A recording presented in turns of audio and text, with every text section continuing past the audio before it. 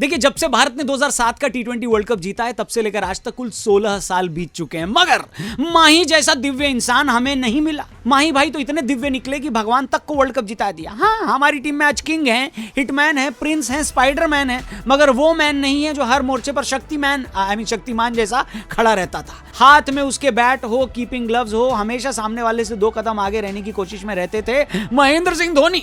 अपनी टीम की कमियों और खामियों को अच्छी तरह से वो जानते थे। महेंद्र सिंह धोनी, मैदान पर उनका हर मूव सोची समझी चाल होती थी, और इसीलिए गेम से पहले या गेम के बाद या फिर कहीं पर भी जब कोई खिलाड़ी महेंद्र सिंह धोनी को देखता है तो लपक के माही भाई से टिप विप लेने पहुंच जाता है, जैसा हाल ही में वेस्टइंडीज के खिलाड़ी शाय होप के साथ हुआ। क्या है पूरी स्टोरी आज के क्रिको में मैं आपको बताऊंगा। नमस्ते, जय हिंद, स्वागत है आपका। देख रहे हैं आप क्रिको।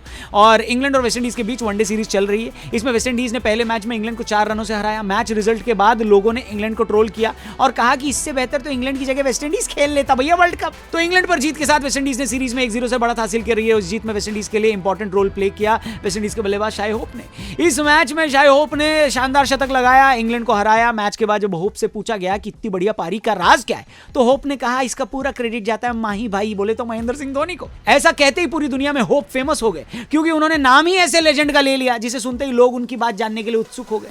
रविवार को खेले गए वेस्टइंडीज और इंग्लैंड मैच में शाय होप ने शानदार शतक जड़ा और 83 गेंदों पर नाबाद 109 रन की पारी खेली। अपनी इस पारी के दौरान होप ने 4 चौके और 7 शानदार छक्के लगाए। वेस्टइंडीज को होप ने अकेले दम पर जीत दिलाई। मैच जीतने के बाद शाय होप ने बोलते हुए बताया कि मेरी MS धोनी से बात हुई थी। उन्होंने मुझसे कहा था कि क्रीज पर हमेशा जितना तुम सोचते हो उससे कहीं ज्यादा समय होता है, और ये बात मुझ पर हावी हो गई। मैंने उस चीज को प्रैक्टिकली इंप्लीमेंट किया और कामयाब भी हो गया। वाह माही भाई वाह, क्या बात है। फोन पर आपने इतना बोल दिया होप को कि वो अंग्रेजों पर भारी पड़ गया। मतलब कमाल है ना हमारे धोनी भाई, इनसे विदेशी फायदा उठा रहे हैं। मगर हमारे लड़के इस वर्ल्ड कप में धोनी से सलाह लेना शायद भूल गए थे। अगर न चूकते न भूलते तो शायद आज वर्ल्ड कप हमारा होता है कि नहीं। वैसे अक्सर देखा गया कि भारतीय ही नहीं बल्कि विदेशी खिलाड़ी भी धोनी से बात करने के लिए बेताब रहते हैं, और धोनी भी किसी को निराश नहीं करते। धोनी टाइम पर टीम इंडिया ही नहीं बल्कि विपक्षी खिलाड़ियों को भी गाइड करते देखे गए हैं। IPL के दौरान कई यंग खिलाड़ियों को धोनी से बातचीत करते हुए देखा गया है। धोनी ने सबको दिखाया कि आखिरी बॉल तक हार मत मानो। धोनी ऐसे बहुत से मैच अकेले दम पर टीम इंडिया को उन्होंने जिताए हैं, इसलिए ही उन्हें दुनिया का बेस्ट फिनिशर कहा जाता है। फिनिशर से याद आया, इस समय भारत के लिए फिनिशर की भूमिका निभाने वाले रिंकू सिंह ने भी कहा था कि धोनी भाई की मदद से उनका बैटिंग अप्रोच और बेहतर हुआ है।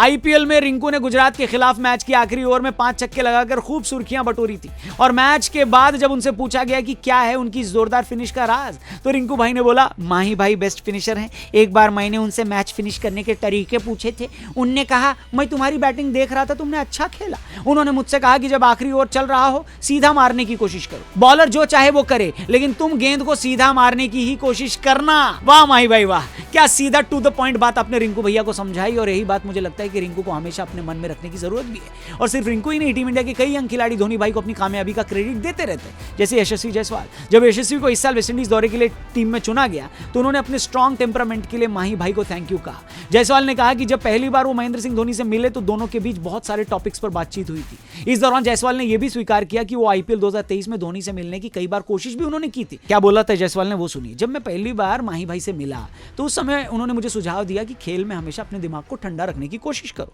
साथ ही खुद पर भरोसा रखो। हालांकि ये बहुत छोटी बात है, लेकिन उन्हें फॉलो करना आसान नहीं होता। ऐसा करने के लिए आपके अंदर बेहद धैर्य की जरूरत होती है। जायसवाल जैसे टीम इंडिया के और भी खिलाड़ी हैं। तेज गेंदबाज मुकेश कुमार ने भी धोनी की सलाह को अपने बढ़िया खेल के पीछे का कारण बताया।